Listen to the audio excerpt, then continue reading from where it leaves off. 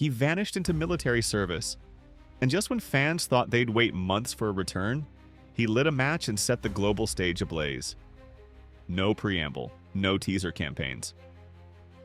J-Hope didn't come back. He erupted.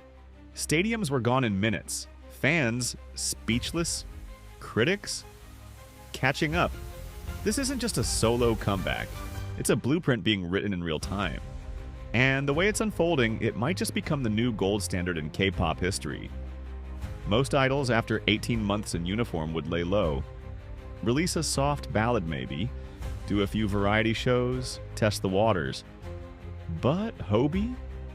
He landed in LA and jumped straight into rehearsals. Not a whisper of hesitation. No dramatic countdowns. Just pure momentum. It's classic Hobie energy. Go hard, go heart first, and let the work speak. This wasn't just a return, it was a warning. He didn't come to blend back in. He came to change the entire narrative. Even during his enlistment, he wasn't idle. Fans were hit with Hope on the Street Volume 1, a raw, soulful project that stripped everything back to what made him in the first place: dance. The documentary wasn't just behind-the-scenes fluff, it was a portrait. Gritty, emotional, and beautifully honest. He gave us his roots, his rhythm, and his realness. No filters, just Hobie chasing the beat in empty dance studios and rain-slicked streets. And somehow that silent echo spoke louder than any mainstream promo ever could. Then came Mona Lisa. Smooth, sensual, unexpected. The track didn't beg for attention, it owned it. Working with LA producers Blake Slatkin and Benny Blanco, J-Hope managed to bridge two worlds. It had the global sheen of a polished pop anthem, but still pulsed with that unmistakable J-Hope groove. The message was subtle but clear. He's grown, he's listening to the world, but his compass still points to the dance floor. And while others chase viral hits, Hobie built something timeless. But it was the tour, Hope on the Stage, that tore up the rulebook. We're talking 28 hydraulic lifts, a full live band, and choreography mapped down to the millisecond. This wasn't a concert, it was a love letter. Each city became a canvas. Brooklyn got different verses than Bangkok. Mexico heard things Seoul never would. It was theater meets rave meets diary entry. And in the middle of it all, Hobie. Sweating, smiling, connecting. Not just performing, communing. And he didn't stop there. Every city got its own merch drop, sometimes designed by Hobie himself. Not just tees and posters, art. And in a move no idols pulled off quite like this. He introduced the Sendoff Package. Fans didn't just wave from the pit. They got to meet him, hug him, take selfies, cry, laugh, say thank you. He didn't just acknowledge his fans, he brought them into the story, physically, emotionally, and memorably. Then, just as the hype seemed to plateau, he hit us again. Sweet Dreams and Mona Lisa dropped like emotional grenades. There were no lead-ups, no campaigns, just pure impact. Streaming numbers skyrocketed. Fan edits exploded across TikTok. Reaction videos lit up like wildfire, and yet there was a whisper, a rumor, a third single poised to drop mid-tour somewhere during the Asia leg.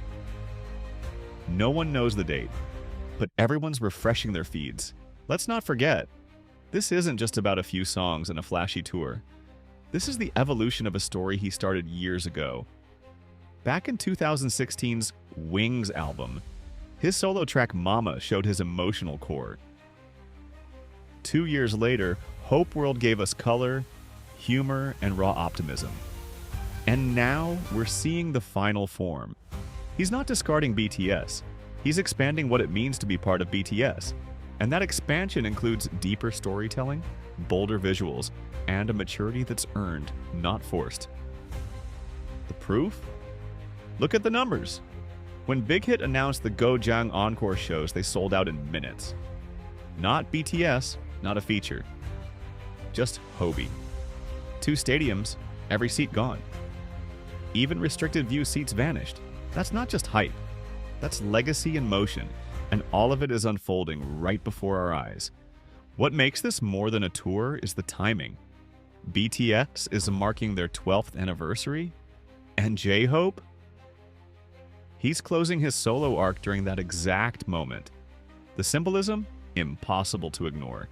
Fans are bracing themselves for surprise reunions, confessional speeches, and maybe even that one unreleased track that's been teased for months.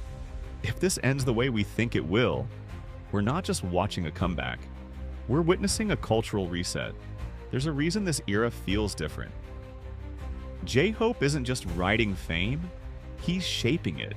He's showing that you can step out from the biggest group in the world and not just survive, but thrive.